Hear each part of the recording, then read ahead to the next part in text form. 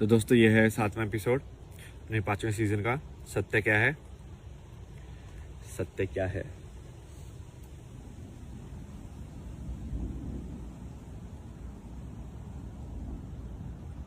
देखो सत्य क्या है, इसका जवाब तो एक्चुअली कोई नहीं दे सकता है, क्योंकि इसका जवाब शब्दों में हो ही नहीं सकता है। ये ऐसी चीज है ना जो शब्द में यदि आ गई होती ना आज तक, तो ये इसके फिर ये इसका मतलब इलोन मस्क के पास सबसे ज्यादा होती है, क्योंकि शब्द में जो चीज आ जाती है वो बिकाऊ हो जाती है। फिर एक कुछ न कुछ उसका कीमत लगी जाती है कभी ना कभी। शब्द के अंदर जो भी आपका रिश्ता आ जाता है, शब्द के अंदर जो भी आपकी पहचान आ जाती है, शब्द के अंदर जो भी आपकी क्वालिफिकेशंस आ जाती है, शब्द के अंदर जो आपकी सुंदरता आ जाती है, शब्द के अंदर जो आपका शांति आ जाती है, तो वो गई, फिर वो शांति नहीं है, बिकाओगे फिर तो बस कीमत है, कितनी कीमत लगाओगे तुम। और आज के टाइम पे I think most of the लोग ऐसे ही हैं। लाइक लड़कियां भी आई थिंक जब लड़का ढूंढती होंगी तो वो यही ढूंढती होंगी कि पैसे वाला होना चाहिए। तो उनको भी मतलब नहीं है, उनको भी सिर्फ पैसे से मतलब है, मतलब खरीदा जा सकता है उनको ना, समझ रहे हो कि अब एक इंसान इस लाइक वो पैसे जिसने कमा लिया है तो अब उसको बहुत ऐसी सुंदर वैसे वाली लड़की मिल जाएगी, क्योंकि वो उसको खरीद लेगा, उसके पास पैसा है। तो इनडायरेक्टली वो अपनी सच से, अपने आप से थोड़ी ना वो शादी कर रही है। वो लड़की उसके पैसे से शादी कर रही है और वो उसको खरीद रहा है। बेसिकली वो उसको ऑब्जेक्ट मानेगा पूरे टाइम। अब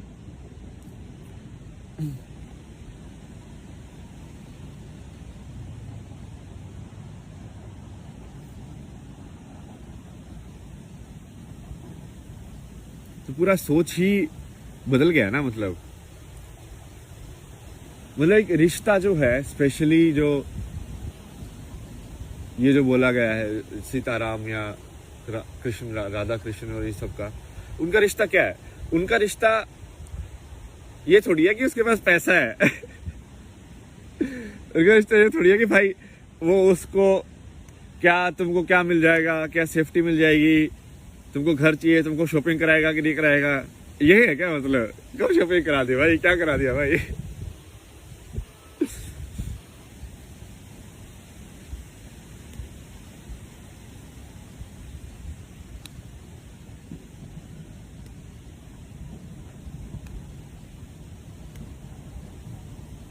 या फिर तुम्हारी इच्छाओं को पकड़ ले वो कि तुम, हाँ भाई जैसे दूसरे का होता है ना कि कोई एनआरआई है तो उसको भाई अलग उससे वो मिलता है प्रेफरेंस, क्योंकि बहुत सारी लड़कियों को आना होता है यहाँ पे, या लड़कों को आना होता है, एक ही बात है।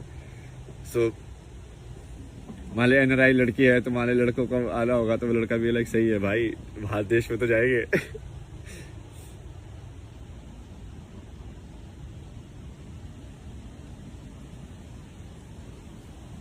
उस पे दिखाया था ना वो एनआरआई लड़का था अपना, कौन सी थी, कंगना रनौत वाली मूवी वो बोलता अदरक की तरह बढ़ रहा है इधर से भी आदमी नहीं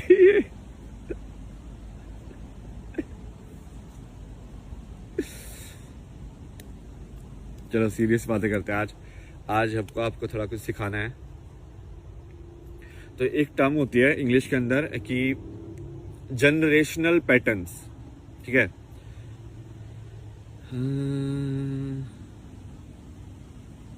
इसका ना मैं एक वीडियो भी थी मेरे को, वो सही, बिल्कुल सही दिखाती है इसको।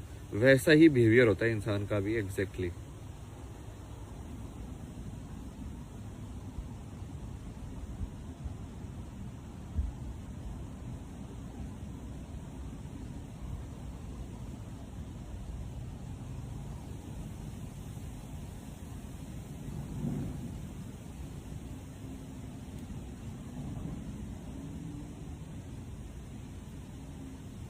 तो ना पहले ये देखो ये वाला, ठीक है।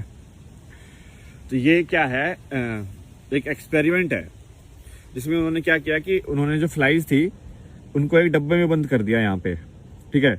डब्बे में बंद कर दिया तो वो डब्बे के अंदर उड़ती रही, ठीक है, उड़ती रही। थोड़े टाइम के बाद क्या किया उन्होंने, इसके ढक्कन को हटा दिया, ठीक है। ढक्कन को हटाने के बाद भी वो फ्लाइज एक्चुअल के अंदर बाहर नहीं गई, मतलब वो फिर भी ऐसी ही उड़ती रही। उनको ऐसे लगा कि अभी भी ये यही दीवार है। मतलब यदि तुम एक्चुअली डब्बे को भी हटा दोगे ना किसी तरीके से, बिना कोई लाइक ज्यादा एनर्जी डिस्टरबेंस किए, तो तुमको ऐसा लगेगा कि वो हवा में सिर्फ इसी एरिया के अंदर ही घूम रही हैं। वो इसी एरिया के अंदर क्यों घूम रही है?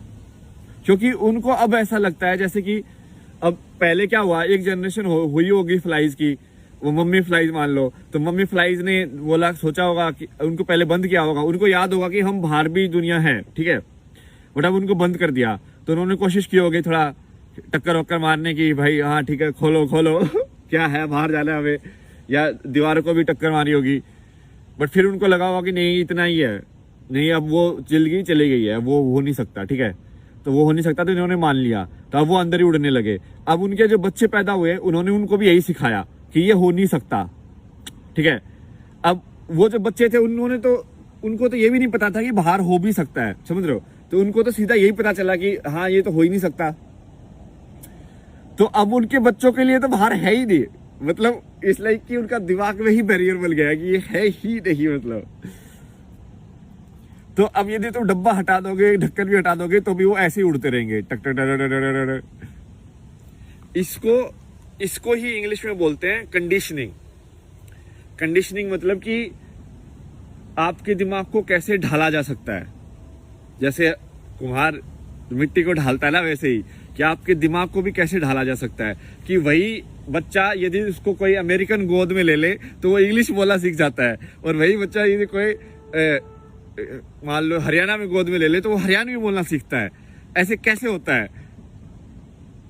वो ढालना है, आप ढाल रहे हो उसको। जैसे आप उसको ढालोगे तो वो ढालना सिर्फ भाषा का नहीं होता है कि वो भाषा सीख रहा है, वो आपके बाकी चीजें भी सीख रहा है, वो आपका एनर्जी भी एब्जॉर्व कर रहा है, आपकी ऊर्जा भी देख रहा है। वो यदि बच्चे के आसपास यदि, इसलिए तो बोलते हैं कि अच्छी ऊर्जा बना के रखनी चाहिए, क्योंकि वो ऊर्जा देखता है। उसको आंखें तो नहीं है, उसके कान में इतना सुनने का उसको मतलब तो समझ में नहीं आता है, उसको तो सिर्फ वाइब्रेशन सुनाई दे रही है।